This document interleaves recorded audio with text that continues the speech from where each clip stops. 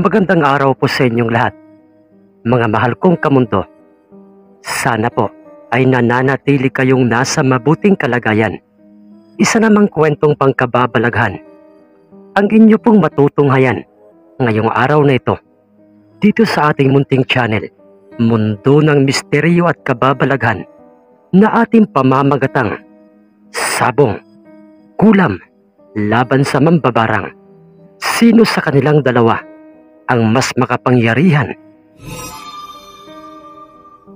Isa si Mang Rigor sa mga bantog na sabongero sa kanilang baryo at maging saan mang bayan na sakop ng kanilang probinsya.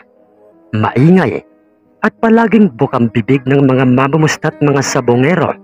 Ang kanyang pangalan, si Mang Rigor, ay anak ng isang kinatatakutang bayarang mambabarang at nagngangalang si Tatang Alfonso, kung saan ay marami itong nalalamang patungkol sa mga karunungan o mga kapangyarihang dilim na kanyang ginagamit sa pangkukulam sa mga taong inagrabyado ang kanyang mga kliyente. Kalat na at usap-usapan na sa kanilang baryo ang tungkol sa kapangyarihang dilim ni Tatang Alfonso dahil sa dami ng kanyang biniktima. Kapalit ng buhay ng mga taong pinapatay niya sa karumal-dumal na kamatayan ay ang malaking halaga ng perang ibinabayad ng mga nag-utos sa kanya dahil sa kakaibang lakas at bisa ng kapangyarihang dilim ni Tatang Alfonso, kung kaya't malaya itong nagsasabog ng lagim at walang makapipigil sa kanya na sino man dahil sa takot ng mga taong mabiktima ng kulam ni Tatang Alfonso. Isang mayamang lalaki at negosyanteng nagmula pa sa Maynila ay kanya pang sinadyang dayuhin sa liblib na baryo. Si Tatang Alfonso, kasama ng mayamang lalaking negosyanteng yon, ang kanyang mga upahang mga tauhan, at armado ang mga ito upang protektahan ang kanilang among mayaman. Magandang araw, Manong. Ako si Don Sigopia. Isa akong negosyante at nagmula kami sa Kalakhang, Maynila. At kaya kami narito sa liblib na baryong ito dahil may nakapagsabi sa aking dito ko raw matatagpuan o makikita ang matandang bantog na mangkukulam at nagngangalang si Tatang Alfonso Escobar. Ang sabi kaagad ng mayamang negosyante sa mamang nasa loob ng kanilang bakuran, at meron itong hinihimas na isang manok panabong, isang abuhin, at siya'y walang iba kundi si Mang Rigor, ang nag-iisang anak ni Tatang Alfonso. Ganoon po ba, sir? Pues hindi po kayo nagkamali ng pinuntahang baryo. Dahil sa ito nga, ang baryo kung saan nakatira ang bantog na mangkukulam. At sasamahan ko pa kayo sa kanya. Ganoon ba, Manong? Hala? Sige, dalhin mo kami sa kanya. Oo, dadalhin ko kayo sa aking ama na isang makapangyarihan at bantog na mangkukulam. Bas, siya pala ang anak ng matandang mangkukulam. Oo, ako nga. Kaya tayo na. Sumunod kayo sa akin. Itinali ikagad ni Mang Rigor ang kanyang hinihimas na abuhing panabong na kanyang pinaplanong dalhin sa magaganap na sabong sa piyesta sa kanilang kadikit baryo. Kasunod noy, naglakad siya at tinahak ng kanyang mga paa ang daan patungo sa kubo ng kanyang amang mangkukulam na nakatirik sa bundok, habang nasa kanyang likurang sumusunod sa kanya ang mga magiging bisita ng kanyang ama. At pagkarating nila sa kubo ng kanyang amay, ay narat na nila itong nakaluhod sa sahig ng kanyang kubong gawa sa kawayan. Nakatalikod sa kanila, nakadipa ang kanyang mga kamay, at ito'y nakapikit, at sa kanyang harap ay makikita ang isang nakabaliktad na itim na krus. Anong sadya niyo sa akin? At parang nararamdaman kong napaka-importante ng pakay nyo. Ang tanong ng nooy, nakatalikod, nakaluhod, nakadipa, at nakapikit pa rin ang kanyang mga matang, si Tatang Alfonso, sa mga taong nasa kanyang likuran. Itay, may importanteng sadya po sa inyo. Itong isang negosyanteng si Don Sigopia, ang sabi ni Mang Rigor. Totoo. Totoo yun, Tatang Alfonso. Napaka-importante ng sadya ko sa iyo. Ang sagot naman kagad ng negosyanteng si Don Segovia. Ganoon ba? Sige, iho. Rigor, iwan niyo muna kaming dalawa ni Don Segovia. Mga bata, doon na muna kayo sa labas ng kubong ito. Doon sa may punong mangga, di kalayuan rito. Doon niyo ako hintayin. Sumunod kagad sa mga sinabing yon ni Don Segovia ang kanyang mga tauhan. At nang silang dalawa na lang ng matandang mangkukulam ang natitira sa loob ng kuboy, hindi na ako magpapaligoy-ligoy pa sa inyo. Tatang, narito sa hawak kong sobre na ito na aking kinuha sa aking kaliwang malalim na bulsang pantalon. Ang halaga ng pera ang aking ibibigay sa iyo bilang kabayaran sa gagawin mong pangkukulam sa isang taong matagal ko nang gustong mabura. Sa muntong ito, ang larawang ito ay si Mr. Ismael de Guzman, isa kong karibal sa aking mga negosyo. Matagal na siyang tinik sa aking lalamunan, tatang. 50,000 ang laman ng sobreng ito, kapalit ng buhay ni Mr. de Guzman. At ikaw na ang bahala sa kung paanong paraan mo siya papatayin. Alam mo, Don Segovia, hindi ka nagkamali ng taong pinuntahan rito sa aming baryo. Dahil bukas na bukas mismo, pagsikat ng araw at pagsabog ng liwanag, ay mababalitaan mo na sa telebisyon, sa mga radyo at mga pahayagan ang biglaang pagkamatay ng taong ito. Maraming salamat, Tatang Alfonso. Asahan ko yan. Paano? Iyan lang talaga ang sadya ko sa inyo.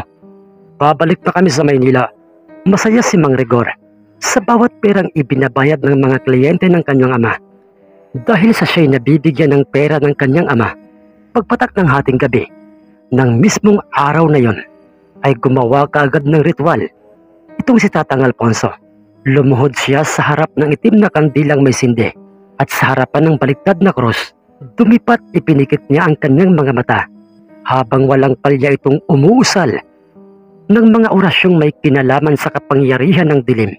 At pagdilat nito'y dinampot ng kanyang kaliwang kamay ang larawan ng negosyanteng si Mr. de Guzman. Samantalang sa kanyang kanang kamay ay makikitang mahigpit niyang hawak ang medyo mahabang karayom. Ang karayom na ito na nasa aking kanang kamay ang siyang itutusok ko sa ulo mo na nasa larawan ng paulit-ulit, Mr. de Guzman. Nakatulad nito.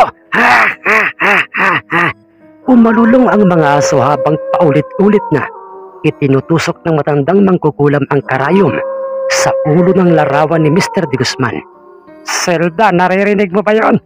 Muli na namang umalulong ang kakilakilabot ng mga aso sa gantong oras ng gabi, at paniguradong may bagong biktima na naman ang ating kababaryong mangkukulam na si Alfonso. Diyos ko, kailan kaya magwawakas ang kanyang paghahasik ng lagim? At sino kaya ang makakatigil sa kanya? Ang sabi ni Tatang Hernan sa kanyang asawa na si Aling Zelda, isa sa mga kabaryo ng mag-amang Tatang Alfonso at Mang Rigor. Kinaumagahan, pagsabog ng liwanag sa mismong mansyon ng negosyanteng si Don Segovia. Sa wakas, ayos! Ayon sa front page na ito ng pahayagang ito, ay malinaw at kinumpirmang patay na. Patay na ang aking karibal sa negosyong si Mr. Ismael de Guzman. Maaasahan talaga ang aking kinuhang matandang mangkukulam. Mga bata, boss, bakit po? Ihanda ninyo ang inyong mga sarili ngayong araw na ito. Dahil magdidiwang tayo, magpapakasaya, magiinuman. Pero bakit po, boss? Ano bang okasyong meron ngayong araw na ito? Dahil patay na si Mr. Ismael de Guzman at wala na ang matagal ng tinik sa aking lalamunan. Nangyari nga ang mga sinabing yon ni Don Segovia dahil ng mismong araw na yon ay ipinagdiwang nila ang pagkamatay ng negosyanteng si Mr. Ismael de Guzman, at walang kaalam-alam ang pamilya ng pinatay na negosyante na ang kanilang padre de pamilya ay naging biktima ng karumaldumal na kamatayan sa mismong kamay ng bantog na mangkukulam. At nung sumapit na nga ang araw ng piyesta sa kabilang baryo nila Mang Rigor at paniguradong merong magaganap roong sabong, ay makikitang dala na ni Mang Rigor ang kanyang pambatong panabong. Ngunit bago siya sumama sa kanyang mga kaibigan, ay palihim niyang dinala sa kubo ng kanyang amang mangkukulam ang kanyang panabong na isang abuhin. Itay, na ito na po ang aking dadaling panabong sa magaganap na salpukan sa pistahan ng kabilang baryo. Isa pong abuhin. Akin na yan, anak. Rigor. Okay. Isang abuhin. Akin na yan. At akin itong oorasyon ng muli upang maging baraha sa salpukan na katulad ng palagi kong ginagawa noon sa iyong mga panabong anak. Oo nga po, Itay. At walang kaalam-alam ang mga taong sabongero o mga nakakakilala sa akin na ang orasyong sa dilim mo, Itay, na ikinakarga mo sa alinmang panabong ko bago ko dalhin sa anumang sabungan ang dahilan kung bakit ako nakilalang tanyag na sabongero. Walang sino mang makakaalam, anak. At kung sakaling meron mang makalam, ay papatayin ko gamit ang kulam. Pumikit ang matandang mangkukulam at nagbitaw sa hangin ng mga kakaibang mga orasyong dilim habang hawak ng kanyang dalawang kamay ang abuhing panabong, at pagdilap nito'y binugahan niya ng hangin ang mismong ulo at buong katawan ng abuhing panabong. Lalamya-lamya pa yan sa ngayon, anak, para hindi naman madihado ang may-ari ng panabong na makakakita sa kanya sa sabungan mamaya. Pero sa oras na yan ay bitawan mo na sa sahig ng sabungan, ay magiging katulad na yan ng iba mo pang mga dinalang panabong noon dito sa aking kubo. Magkakaroon yan ng kakaibang bilis, lakas, magiging agresibo sa larangan ng salpukan, at natitiyak kong magiging kaawa-awa ang kanyang makakalaban, anak. Pagkatapos nooy, bumaba na ng bundok si Mang Rigor at sumama na siya sa kanyang mga kabaryong mga sabongerong dadayo sa nasabing pistahan. At pagkarating doon sa mismong sabungan ng baryoy, matataas na mga oring panabong ang nakikita kong dala ng mga sabongerong naririto sa sabungang ito. Pero tingnan lang natin kung mayroong maibubugay ang mga panabong nyo sa aking abuhing ito. Aba, sino yung isang sabongerong may hinihimas na isang puting manok, isang ugis, isang mataas na klaseng panabong? Oh, buweset! Ano itong nararamdaman ko?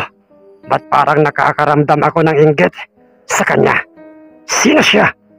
Bakit sa kanya? At sa kanyang panabong nakatuon ang pansin o atensyon ng lahat ng mga tao sa sabungang ito. Hindi ito maaari. Tama. Siya o ang kanyang ugis na yan ang gusto kong ibangga sa aking abuhin. Teka lang, Juana, Ovele. Ang tawag ni Mang Rigor sa kanyang kasamahang kabaryong sabongero. Oh, bakit Rigor? May sasabihin ka ba? Sino pre yang sabongerong may hawak na puting panabong o isang ugis? Siya si Cosme, yung sabongerong taga-kabilang bayan. At yung kanyang dalang panabong ay panabong ng kanyang nasirang ama. Hindi yan basta-bastang panabong pre.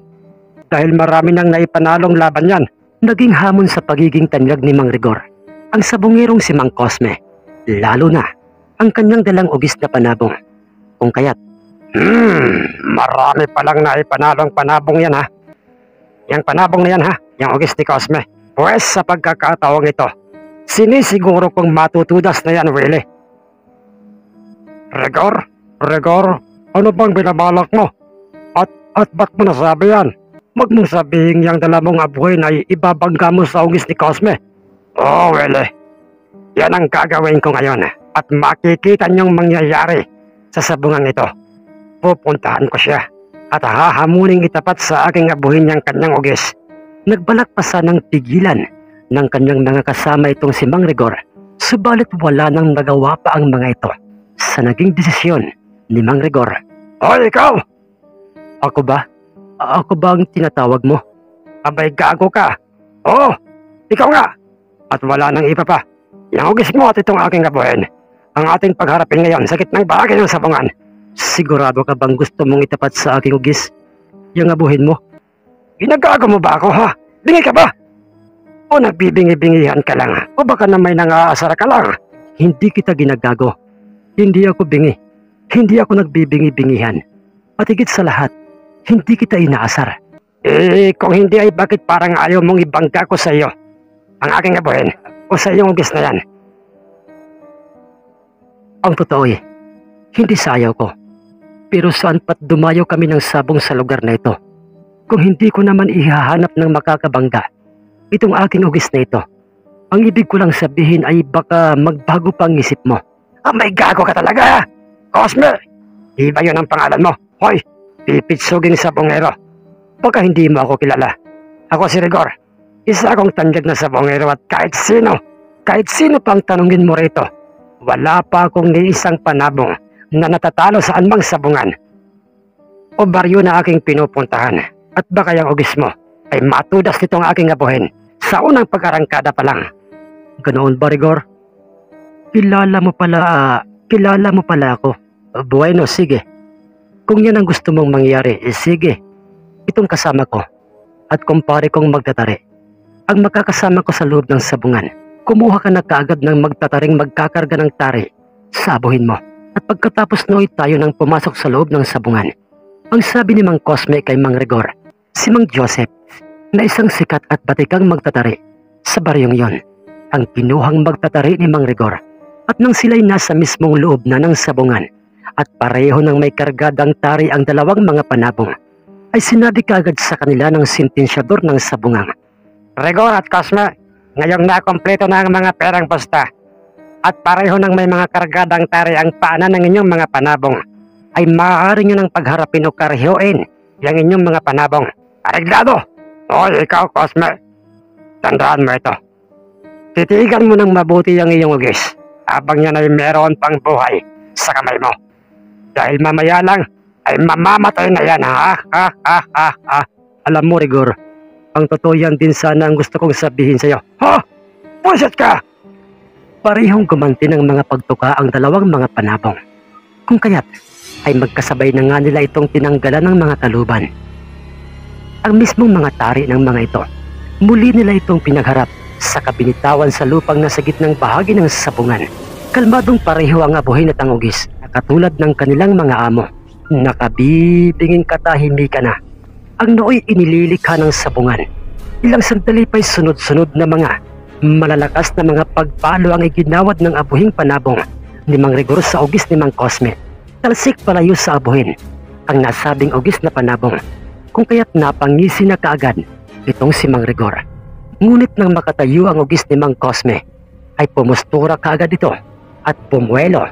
Sa kanya inatake at kanyang pinagpapapalo ng kanyang kargadang tari ang agresibong abuhing panabong. Nanlaki ang mga mata ni Mang Rigor dahil nakita niyang kinawawa na ng ugis ang kanyang abuhin, ang ugis na panabong na sa hindi niya malamang dahilan. Bigla-bigla na lamang itong naging agresibo, wild sa bakbakan. Wala itong mga pagpalo ng kanyang kargadang tari na hindi tinatamaan ang katawan ng kanyang abuhin.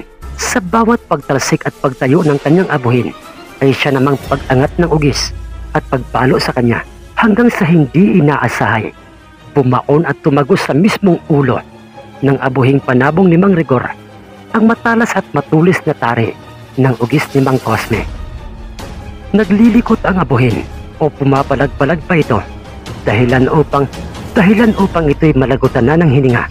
Nagtatakang nagsipagsigawan ang mga mamamustad, mga sabongerong nakakakilala kay Mang Rigor dahil sa kung papaanong natalo ng ugis ni Mang Cosme sa kauna-unahang pagkakataon ang panabong ni Mang Rigor at ang mas masaklap na katotohanan at halos hindi matanggap-tanggap ni Mang Rigor. Dahil, totoo ba ito? O baka naman ay isa lamang itong panaginip? Papaanong natalo ang aking abuhin na inusalan at binugahanitay ng kanyang orasyong dilim? Natalo na ako. Ang aking panabong, napahiya pa ako sa sabungang ito. Totoo ang mga nakikita mo, Rigor, dyan sa hawak mong alagang patay ng abuhin. Totoong natalo ka At mas lalo't tinitiyak ko sa iyong hindi ka nananaginip lamang. Hiyo pa ka, Cosme. Tandaan mo ito, Cosme. Ang pagkatalo kong ito at pagkapahiya sa mismong sabungan ito ay pagbabayaran mo ng mahal. Pagbabayaran mo ng buhay mo. Huwag mo akong takutin o sintakin, Rigor. Baka nakakalimutan mong ikaw ang nagpilit na ibangga sa aking ugis yang iyong abuhin. Hindi ba't paulit-ulit kitang tinanong kung sigurado ka na ba sa iyong desisyon? At saka huwag mo akong takutin at pagbantaan, Rigor. At bakit, Cosme? Dahil matagal na akong walang kinatatakutan at mas lalong wala akong inaayawang laban. Ano, Rigor? Diyan ka na. Nakuha na namin ang perang pustang naipanalo ng aming ni isang tama o hiwa ng tusok ng tari. Sa aking gis ay wala kaming makita. At kahit siguro isang puting balahibo nito'y walang nabawas. Pero yung abuhin mo nako, naging karumaldumal ang kanyang kinahantungan. Pagbabayaran mo ng buhay mo ang mga pang-iinsulto mo sa akin, Cosme. Tandaan mo yan! Hihintayin ko yan, Rigor. At sana na may dalian mo. At baka ako'y mainip. Tayo na, paring ka. Panalo na tayo. Kaya mag-inuman tayo mamaya pagkarating sa ating baryo. At itong abuhing bihag na ito ng ating ugis at pag-aari ng tarunang si Rigor ang ating gagataan at ipupulutan. Nagngingit-ngit sa matinding galit si Mang Rigor at naging matalim ang kanyang tinging ipinupukol sa nooy nakatalikod na't naglalakad ng palayo ng sabungan ang magkumparing sinamang Cosme. Paring Cosme, hindi ka ba nakakaramdam ng takot sa mga sinabi mo kay Rigor? Paring Uka, totoong lahat ang mga sinabi ko kanina kay Rigor. Hindi ako kailanman natatakot sa kanya. At anumang oras ay nakahanda akong harapin si Rigor. Pero paring Cosme, si Rigor ay anak ng isang bantog at kinatatakutang mangkukulam sa probinsyang ito. At marami ng biniktima. Pinatay ang kanyang amang mangkukulam. Baka totohanin niya ang banta niya sa iyo. Baka magsumbong siya sa kanyang amang mangkukulam at ipakulam ka. Wala akong pakialam, paring Uka.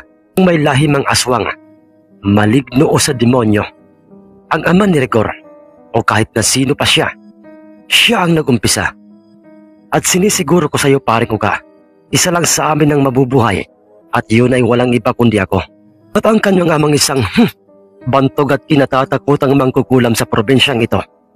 Pag nakialam siya ay madadamay siya sa magiging karumaldumal na gagawin ko sa kanyang anak. Ang may diin at may paniniguradong sambit ni Mang Cosme sa kanyang kumparing si Mang Uka.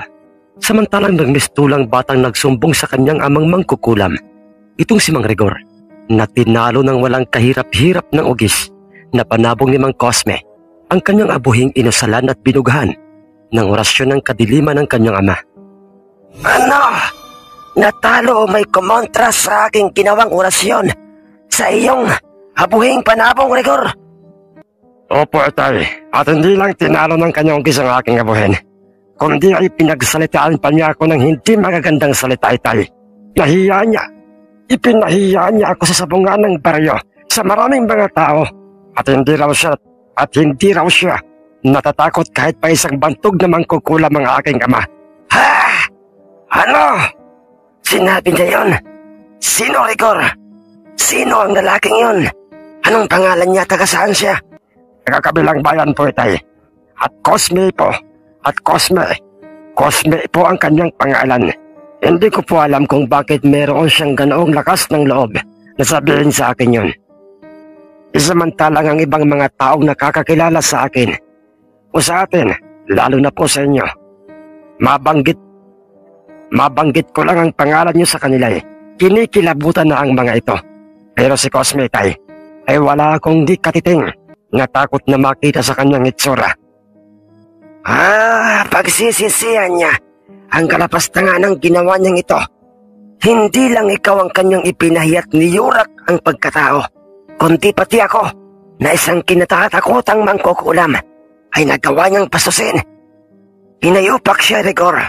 Ngayong mismong oras na ito ay gagawa na ako ng ritual upang turuan ng leksyon ng lalaking yon. Sige po, Itay. Gawin niyo na. at huwag niyo nang patagalin pa. Pero hindi ko yan magagawa kung may kasama ako sa aking kubo. Rigor anak, umuwi ka na muna sa inyo at babalitaan na lang kita sa mangyayaring kamatayan ng lapastangang yon. Sige po, tay. Ngayong nakaalis na si Rigor, muli akong gagawa ng ritual. Luluhod ako, didipa, at uusal ng mga orasyong dilim harapan ng nakabaliktad na cross na ito. At ang basahang manikang ito ay siyang sisimbolo sa lalaking bibiktimahin ko. Malas mo, Cosme. Mipa ng anak ko ang nilapastangan mo, kaya't sisiguraduhin ko ang iyong magiging kamatayan. At pagkatapos na umusal ng mga orasyong dilim ng matandang mangkukulam na si Tatang Alfonso, ay isinaksak niya ng paulit-ulit sa ulo ng basahang manika ang karayom bilang simbolo ng kanyang pangkukulam sa taong kanyang bibiktimahin. Sisiguraduhin ko ang kamatayan mo. Tuturugin ko ng karayom na ito ang ulo mo. Ano ito? Ba't parang biglang kumirot at sumakit biglang ulo ko? Ang sakit. Paring Cosme, anong nangyayari sa'yo? Dito sa harapan ng mesa ang ating pinag-iinuman. Pare, ayos ka lang ba? Wala, paring ko ka. Pare, pasensya ka na. Mukha atang maaga akong malalasing ngayon. Saka na lang tayo mag-inumang muli. Aalis na ako. Kinakailangan ko munang umuwi. Umalis na siya? Ano kayang nangyari sa taong yun? Nagmamadaling umalis sa puwang kanyang noo. At parang nasasaktan, pinagpapawisan at namumutla. Teka, hindi kaya... Oh, Diyos ko. Hindi kaya tinutuo ni Rigor ang banta niya sa kumpare ko? Hindi kaya ipinakulam ni Rigor sa kanyang ama si paring Cosme? Sa halip na sa kanilang tahanan o sa kanyang pamilya, pumunta si Mang Cosme, ay nagmamadali siyang naglakad takbo papuntang kakahuyan at binaybay ng kanyang nagmamadaling mga paa ang kinaroroonan ng kanyang kubo. Sa aking kubo. Sa bundok. Doon ako pupunta. Mas tumitindi pa ang pagkirot ng aking ulo na parang tinutusok ng matalas na bagay at parang mauubusan na ako ng hininga. Hindi ka makakatakas sa akin, lapastangang sabongero. Titiyakin ko ngayon ang iyong kamatayan. Pahihirapan muna kita bago kita katayin. Ulam. Kinukulam ako. Nasisiguro ko yan dahil naririnig ko ang boses ng matandang mangkukulam. Ayun, malapit na ako sa aking kubo. Kinakailangan kong magmadaling makapasok doon. Pagkarating ni Mang Cosme sa loob ng kanyang kubo, ay nanghihina niyang isinara ang pintuan ng kubo. At doon, ano ito? Ba't biglang nawala sa aking imahinasyon ang aura ni Cosme? Hindi ko na siya makita at maramdaman. Imposible ito. Matinding konsentrasyon ang aking ginawa kanina at palalakas ng mga orasyon ng aking binigkas. Pero bakit nangyari ito? katapusan mo na, tanda. Ako naman ngayon ang magpapahirap sa'yo hanggang sa unti-unti kang mamamatay. Sino ka? Pakita ka, hinayupa ka. Anong ibig mong sabihin? Sumagot ka. Pagkatapos na pasigaw na sinabi yon ng matandang mangkukulam, ay nakarinig siya ng mga tunog na parang nanggagaling sa grupo ng maraming mga insekto. Hindi. Ano itong nakikita ko? May mga paparating na mga maraming bilang ng mga insekto. Pero ang laki nila sinlaki ng mga bubuyog. Nakakatakot ang itsura nila. May mga pangil. At parang ako ang sadya ng mga ito. Aatakihin nila ako. Pero hindi ako papadaig sa kanila. Uusal ako ng mga orasyon at gagawa ng pananggalang usok para hindi nila ako atakihin at mailigaw ko sila. Gamit ang kaalamang orasyong dilim, ay nakalikha ng makapal na usok ang matandang mangkukulam upang kanyang linlangin at iligaw ang mga naglalakihang insektong halimaw. Subalit, ano ito? Ang ginawa kong puder, ang usok ay unti-unting nawawala. Paano nangyari yun? Ba't parang ang bilis na wala ng visa ng aking ginawang poder? Baliwala sa akin ang kapangyarihan ng isang mahinang klaseng mangkukulam. Isang matanda at uugot-ugod ng mangkukulam. Tumanda ka! Hinayop ka, sino ka pa talaga? Huwag kang gawag. Huwag kang magtago sa nino mo. Magpakita ka. Hindi ako kailanman naging duwag. Huwag kang mag-alala. Dahil mamaya-maya ay makikilala mo rin ako. Bago ka, malagutan ng hininga. Sa parang uubusin ng mga alaga kong mga insektong halimaw. Ang iyong mga tugo at lamang loob. At para sa mga alaga kong mga insektong halimaw. Ay ang dugot laman ang matagal na nilang gustong matikman at yun ay magkakaroon ng katuparan sa ngayon. Sino ka ba talaga? Hindi ang mga insektong halimaw. Papalapit na sa akin at kinakagat nila, pinabutas ng iba't ibang pati ng aking katawan. Sige, lantakan niyo't pagpiestahan mga alaga kong mga insektong halimaw. Ang katawan ng mangkukulam na yan, Sino ka ba talaga? Hindi mo ako kilala. Ako ang kahuli-hulihang bibiktimahin mo sana ng kulam. Ako si Cosme, ang isang sabongerong mambabarang. At lahat ng aking mga binaparang ay mga katulad mong mga mangkukulam. Kaya't malas ka, dahil pagkatapos ng mga alaga ko sa iyo, ang isusunod nila ay ang iyong anak na si Rigoro. Isa kang mambabarang. Ang mga huling katagang binanggit ng matandang mangkukulam dahil matapos na pagpiestahan ng mga alagang mga insektong halimaw ng mambabarang na si Mang Cosme, ang katawan ng matanday ay ang kanyang itaas na parte naman o ang kanyang ulo ang nilantakan ng mga insektong halimaw. At huminto lamang ang mga insektong halimaw na yon nang maging malinis na kalansay na lang ang matandang mangkukulam. Mga alaga kong mga insektong halimaw, isunod niyong katayan ng anak ng mangkukulam na ito, si Rigor. Nagmistulang Panginoong sinusunod ng mga insektong halimaw si Mang Cosme, kung saan ay ang tanging boses lamang nito ang maririnig sa paligid, at kung ano ang karumaldumal na sinapit ng ama ni Mang Rigor sa mga insektong halimaw ng makapangyarihang mambabarang na yon ay yun din ang sinapit na karumaldumal na kamatayan ni Mang Rigor.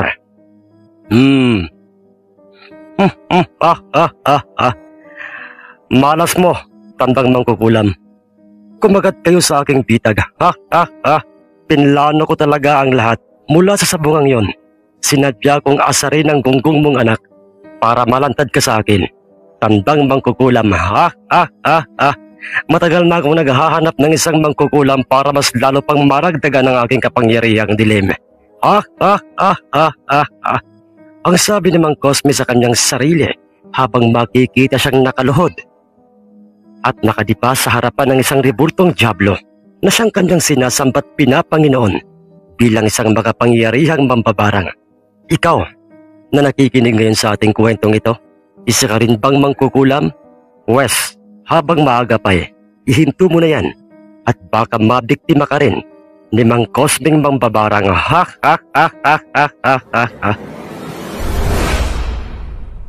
Maraming salamat pong muli mga mahal kong mga kamundo sa inyo pong pakikinig sa huling bahagi ng kwentong ito.